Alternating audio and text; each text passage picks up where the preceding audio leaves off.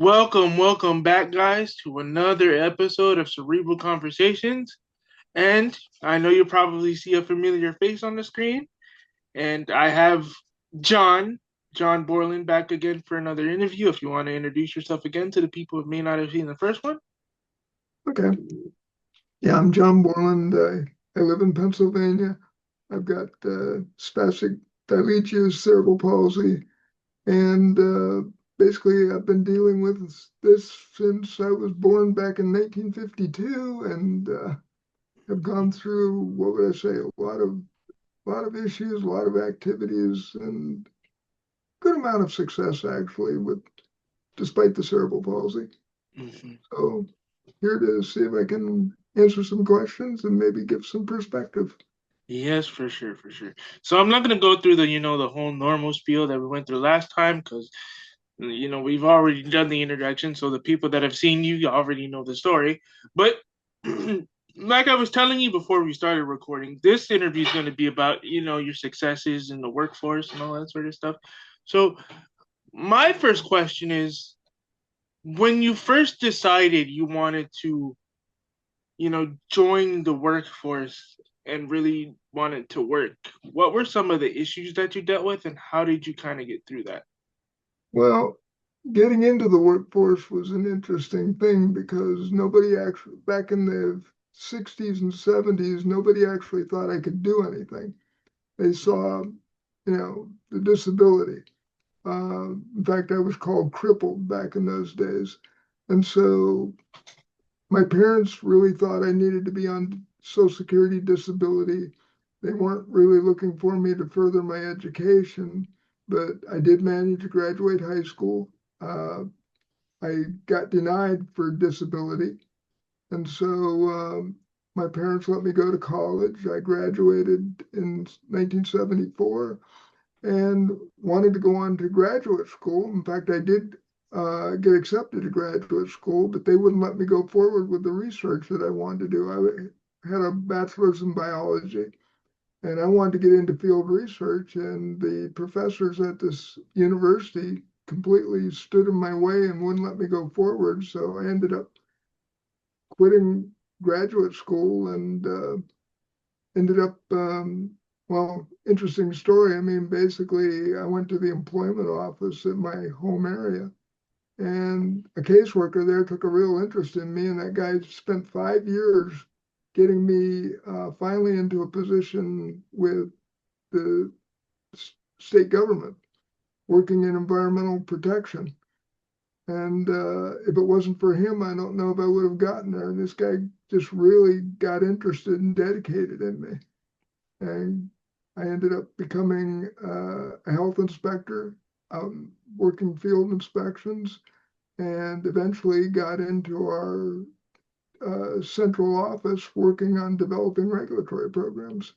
Oh, wow. Well, that's great to hear because it's already difficult for able-bodied people to get a job, but for us it's like three or four times that because because going through the interview process, Yeah. you're judged as soon as you walk in. They don't even get whether you have a disability or not. They're judging you based on Right. just because. And not only are they doing that, but on top of that, we have a disability as well. So they're already thinking, oh, he's not going to be able to do that. He's not going to be able to do this. You could be qualified. You could have the greatest interview ever. But just because you have this condition or, this disability or condition, as my mom wants me to call it, Right. they'll just deny you just because of that. They'll hit you with oh, we found more suitable candidates. And I'm like, and then I'll sit Yeah. there and I'll think to myself, well, I'm pretty sure I'm like the most qualified person. Right. But yeah. I have a story just like that. I mean, this is before I ended up getting into state government. I mean, I was trying to get a position at one of the local universities doing cancer research. And I had to drive 4 hours to get to this interview. And quite honestly, the interview was over in the first 30 seconds because the interviewer was scared to death of me. He saw the Wow. he saw the disability and he came up with every excuse in the world for not allowing me to do this work, when in fact I had done exactly this kind of work when I was in college. That's And I that could easily have done it, but he just was panicked about my disability and he just didn't feel like I could do the job. I might as well just have stayed home. that that that's crazy, especially when you know you're qualified for the position that you're applying for, and you've done all this work to, Right. especially go into that specific field to have that happen. It to Well, have that happen just the sucks. real trick in all this is getting people to see past the disability and see the person. Hmm. And fortunately, my job in state government, I was able to do that. I mean, people stopped seeing the disabled shell and started seeing me. Yeah. That's definitely it's the same way with my job that I'm working at Planet Fitness right now. Like even but what also helped with that too is that my manager, her brother also has cerebral palsy, but it's not on the physical side like ours, it's more on the mental side. Right. So she was already kind of familiar and she was able to see past the disability because she knew I would be good and could be really great in this sort of thing. Well, the interesting thing about it with me is when they stopped seeing the disability and started seeing who I was and what I was capable of, what they found out is I could do a whole lot of things better than they could. Mhm.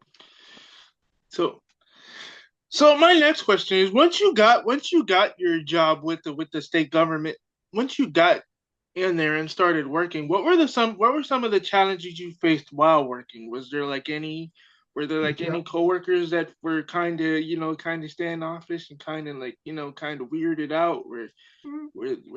Was it something where where you were put on a particular assignment but nobody wanted to work with you on that particular assignment, like things like that? Well, I mean, basically, it was interesting because I started out, like I said, as a health inspector doing field inspections in restaurants and like public swimming pools and youth camps and things like that. Hmm. And it was an interesting thing to watch them because they saw the disability, but they also knew that I was a official inspector. Hmm. And, so there's a bit of a tension just within the fact that I'm going to be inspecting their facilities. And so the disability really didn't become as big an issue because they were more afraid of the inspector than they were of the disabled guy. Hmm. And but what they found out, I mean, I got a reputation fairly quickly of being tough but fair. And what they found out is because of, and really it was because of the cerebral palsy. I mean, I could read the people, I could read, the owners of the facilities, I could read the work people, the people working in those places. Hmm. And so I could do things to help calm them down and, show them this is a routine inspection. If you're doing your jobs properly and you have your facilities in good shape, we're going to do just fine. Yep. And and it was really because I can read people, I can feel their pain because I know my pain.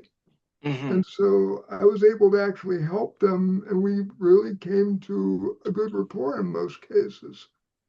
And that's where I got my reputation of being tough but fair. I was a very, thorough inspector, but I also found ways to help them to do better in their facilities simply because I knew how to relate to them.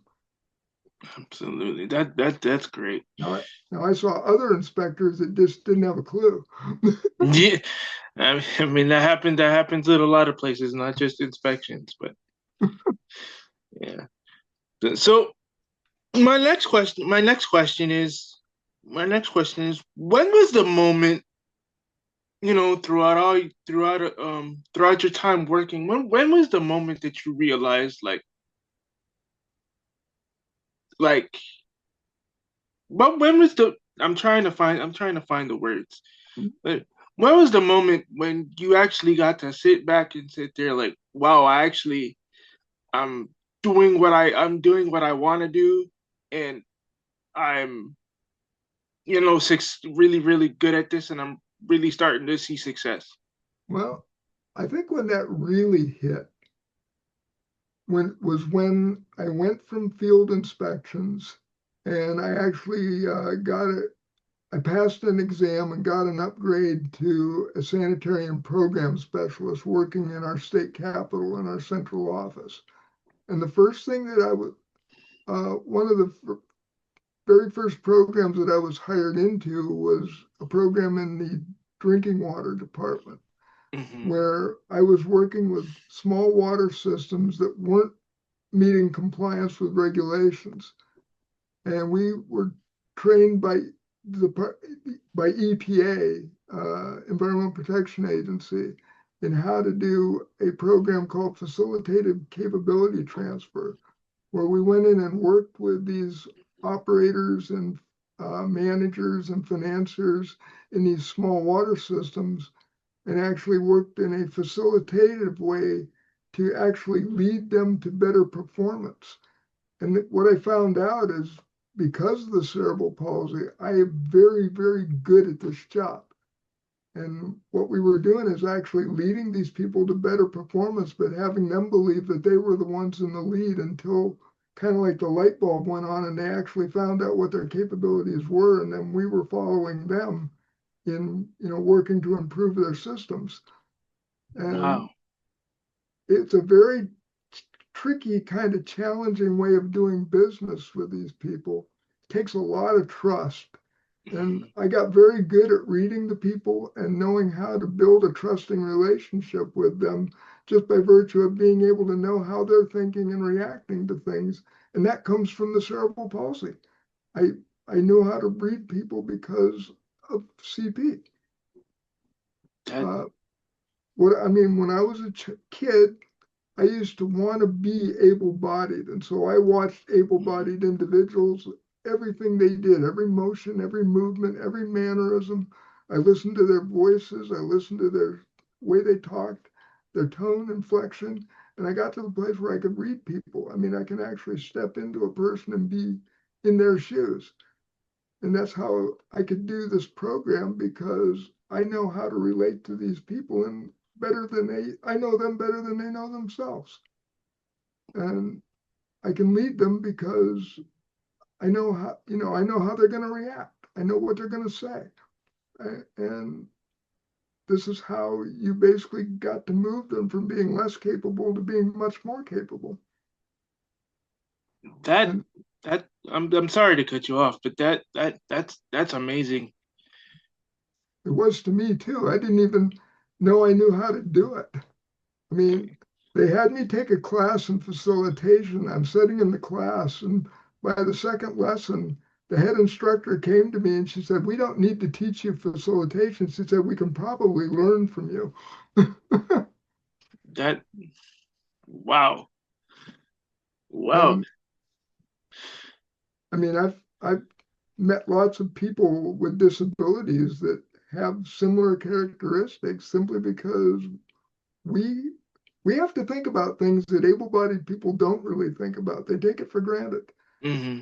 And it's because it's easier for them. I mean, everything for us is a problem and a strategy and, have to come to a solution. Yep. Whereas most people take a lot of this stuff for granted. Hmm. And so, you know, I can read, I can read people, I can problem solve.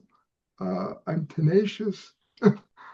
You know, I don't give up easily. Yep. You're describing that you're describing myself as well. Yeah. I mean, this is what I tell people anymore. I mean, basically, yes, cerebral palsy is difficult. And there's a lot of challenges. There's nothing easy about it. But quite honestly, if you look very closely, there's also blessings that Hmm. come from the cerebral palsy. Again, the Absolutely. ability to problem solve, the ability to think critically, the ability to basically read people, understand people, feel their pain, and want to help them. Just we have abilities that are grown in us because of the challenges that we have to deal with this disability. Hmm. And, rather than seeing everything as being terrible, Recognize what you've been given by virtue of the challenge that you need to live with all your life, and Hmm. recognize capabilities that you have that other people don't have, to the same degree that you do. And rejoice in that, celebrate it, use it, help Yes. people with your skills and your capabilities. Yes. And a lot of people and a lot of people don't, which is shocking to me because if only they because it feels like sometimes people with not just cerebral palsy, but with like challenges in general, Right, sometimes it kind of feels like they're a bird. They're a bird with in a cage, but they've been in the cage so long that when you open it and try to show them other possibilities, they're scared to leave right, because right. they're so And used to and being in the and because they're I'll be so used to. honest. I mean, when I was a state official, and I came into a position of leadership Mhm, and skill. I was basically giving lectures and presentations nationwide for the things I was doing that nobody else knew how to do. mhm. And, so in that role, I could speak to people, I could basically be a leader. But, personally, I still struggle with that idea of, being able to go out and really interact with people because of what happened to me as a child with cerebral palsy. And, people can't understand that. And I said, well, the thing was, I'm like an actor. When I was with the state, I was in a role. I was the official, I was the leader, I was supposed to do a job, I'm supposed to achieve a goal. And in that role, I can do that. But as an individual, I still struggle somewhat with interpersonal interactions simply because I was told as a child, you're not allowed to do these things. You're not good enough to do these things. And so, on one hand, I can be a real leader, can be really outgoing, but on the other hand, in a social situation, I still struggle a bit. No, So that makes sense. mask back on so I can reach out and do with people. No, that makes sense because with me, um, I'm very sociable, and I love to be around people. But then there's just moments where I get into certain situations, and I start to and I'll become more introverted. I'm Mhm, mostly like when it like I'll be at parties sometimes and everybody's having fun, and sometimes I'll just be I'll just sit on the couch and be quiet and just observe yeah, because it's more of especially when there's a lot of people that I don't really know. right. I When mostly it's a just more difficult interaction.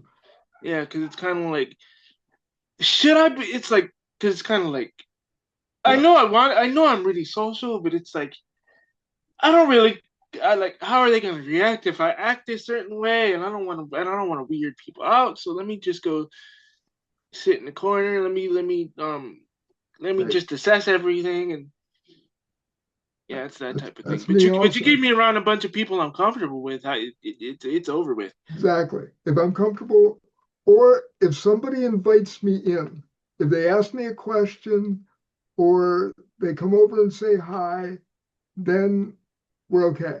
Absolutely, yep. But It's I the was same with me. taught as a child back in the 60s that basically you're not, they didn't say this directly, but they inferred it, that you're Hmm. not good enough to basically open a conversation or take the lead.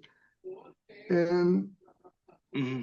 as I used to help teach relationship classes at one of our technical schools. Hmm. And I was teaching parents of the students there. And one of the things I told the parents is I said, we spend our whole lives trying to get over the things that happened to us as children. Yeah. And that's what I'm doing. I'm still, in spite of all the successes I had, I'm still having to have to fight that barrier that was put in front of me in terms of having personal relationships. Hmm. So So, you know, I've done a lot of good things, but I'm not perfect. yeah. So not to deviate a little bit, but you talked about how you were teaching parents of other kids at a technical school. So, and this just sparked a question because when it comes to parenting, do you think that because parents don't want what happened with them as children to happen with their kids, they kind of oversteer or overcorrect and end up going in the wrong direction rather than finding a happy medium? Yeah. I mean, one of the things I see today is that parents, I think they see the negative things out there in the real world and they want to protect their children from it. And so, more and more, what I see with younger generations is that they want to kind of coddle the children a little bit and have things not be so difficult for them. And quite honestly, I learned this as a result of cerebral palsy and basically from growing up in the 50s and 60s. I mean, you're actually helping your child if you give them challenges and give them goals and expectations to meet. And the thing is, if the children have to do this, well, there's children. They're under your roof, under your protection and your guidance. So give them challenges. If they have difficulties, you're there to help them. If they succeed, then you're there to celebrate them. Otherwise, the kids are going to go out into the real world. They're still going to have the same challenges to deal with, but they're not going to have the skills of having grown up and learned how to do this. They're going to have to do it on their own without support, and they may not be able to do it. Whereas if you slowly bring them along and give them challenges and expectations, you're actually helping them to grow. Hmm. I mean, my wife and I, we're old school when it comes to raising kids. And I don't know how many times we had it where young parents would look at our children and say, why are your children like that? Why are they so dedicated? Why are they so industrious? Why are they so responsible? And it's basically because that's how we raised them. Hmm. Hmm. So I like the idea of giving kids challenges within their capabilities. Let them learn, let them grow, let them find out what they're really capable of doing, and Hmm. help them to go out and be effective in the real world when you're no longer with them as a parent. Yes, absolutely.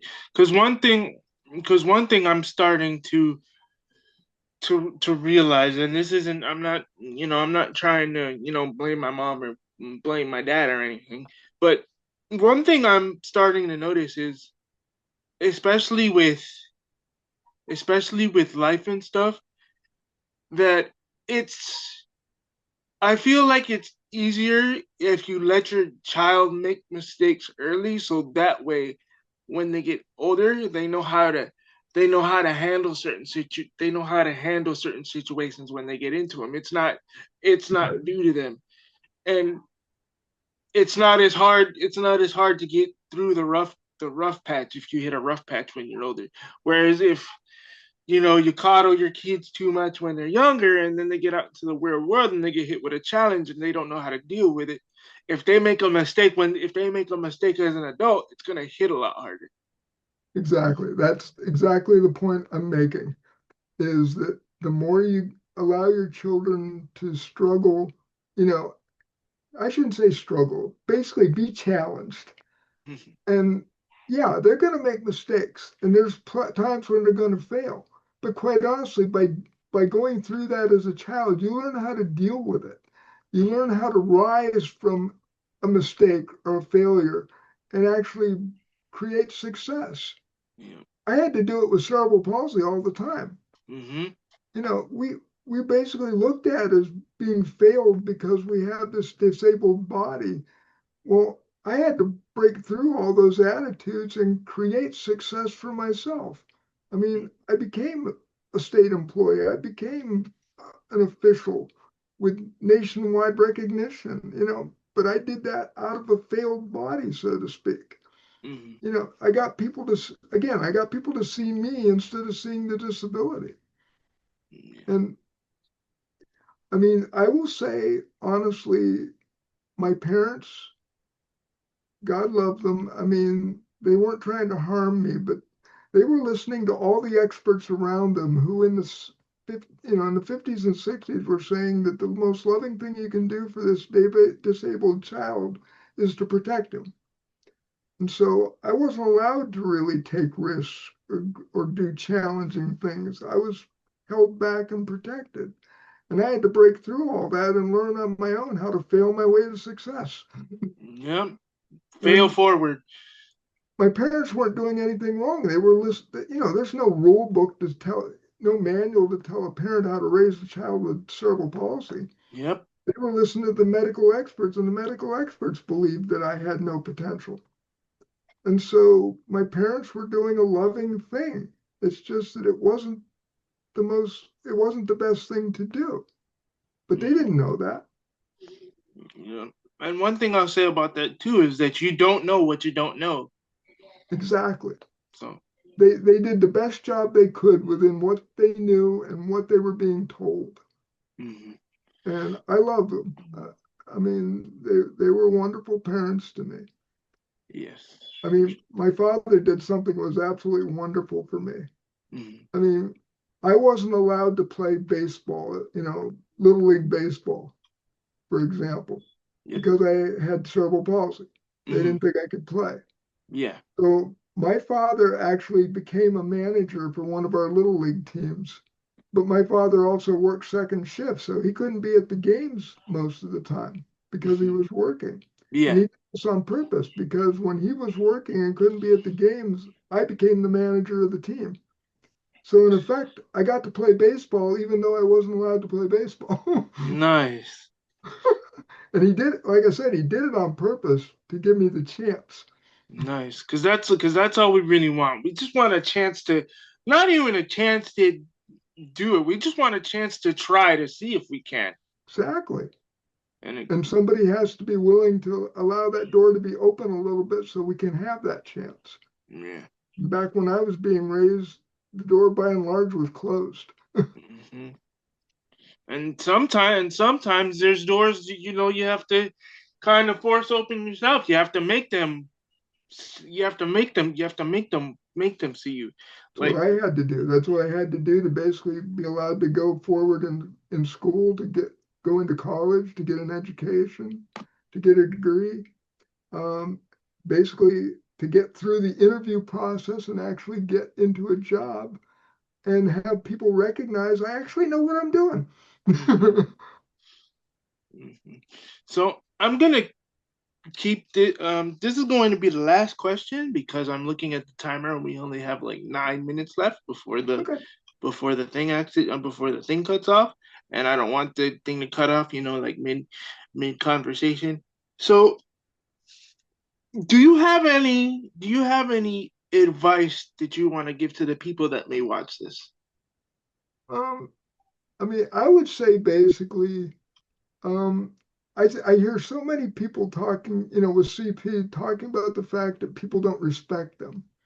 And one of the things that I taught when doing these relationship classes is you can't expect people to respect you more than you respect yourself. And so basically, respect yourself. Give yourself a chance. Don't be afraid to try something. I mean, yeah, don't go crazy about it, but I mean, at least spread yourself out there and look for the possibilities. I mean, there's always something that you can do. Hmm. I've never found anybody with CP that can't do something. Yeah. Maybe it's not the same as everybody else, but you can do something. And you have to work to be heard. Again, you have to work to have people see you and not the disability. And so Absolutely. don't be afraid to try. And even if the doors don't open, look for something within where you're allowed to be to show people that you're something more than what they think you are. I mean, this is what happened with me. I mean, basically, people got to see that I'm much, much more than what that outer shell shows them. And Mhm. they started to believe in me. They started to trust in me. And it's all because I wasn't afraid to take a chance because it was the only way I was going to go forward. I Yeah. mean, yeah, it's not easy. And there's a certain fear and risk in it. But basically, if you don't try, you're never going to move. Hmm. And the last thing you want to do is have people believe that the stereotype that they have concerning you is correct, because it isn't. It's not to bust on able-bodied people, but quite honestly, they've never lived in this experience. Nope. And so you have to help them to understand that there's more here than just what they see on the outside. Yes. And things will happen. Look for the people that will help you. Look for the people who will, stand with you and help break through some of those barriers. And they are out there. I mean, it's just I'll tell you one real quick story. All I right. mean, when I was working as a state official, I Hmm. was having to put out new regulations for the storage tank program that I had built from scratch. Well, our team had built from scratch. Hmm. And I had all these people that were angry about this program and they were yelling and screaming at me and all this, but I was presenting these new regulations. And I went out of this lecture and I get a tap on the shoulder. And I turn around and there's a man standing there. He says, "Do you know who I am?" And he said, and he gives me his name. You know who it was? Who? It was that caseworker from the employment office that got me the civil service announcement in the first place. Oh, The guy wow. retired from civil service, from the employment office and had gone into local politics. And now he was a representative at a township in my home area. And he was down here being educated on this new program that I was the head of. Wow. That's that's cool. And he said, "And this is what you're doing now? This is what I helped you to get into?" The guy broke into tears. He was so gratified that he had helped me to get to this level. And it's, it, this is the thing. There's always people out there that are willing to help. If you got to look for them, you got to prevail on them, Mhm. and they will help. I, it's been amazing to me how many people show up at just the right time and help me to get to the next step. Yep, I can say this. No, That's happened to me as well. Sorry to cut you off, but that's definitely happened to me as well. Where I kind of feel like I'm stuck in the rug, and then just out of nowhere, just a person or maybe a call, maybe a text, and it just exactly. like You never know what I it's didn't going to even know I be, was looking for this, but this just happened. and it does happen. Yes. Uh, I mean, I know others that have been very successful in a number of different areas, and you never give up. No. Just never give up. I've come to a saying: you never give up because you never know what the next 5 minutes is going to bring. That I'm gonna write that down as soon as we're done, because that was a great quote. But we only have a couple minutes left, and I don't want the I know we can we can keep going forever. We can keep going forever Oh yeah, because this has been great. yeah, But don't get me started. yeah, I don't want and I feel bad for cutting you off because of the time limit. It's Um okay. It's all right. but yeah, guys, this has been another great episode of Cerebral Conversations. I learned a lot. I learned a lot from this one. I learned a lot from the first time we did an interview, but this interview was great, and I hope every one of you take some nuggets. And again, this has been John Borland. This has been me, and I'll catch you guys on the next one. Thank you, Brandon. I appreciate it. You're welcome. You're welcome. We'll definitely talk offline and stuff. And yeah, this has been great. Sounds good. All right.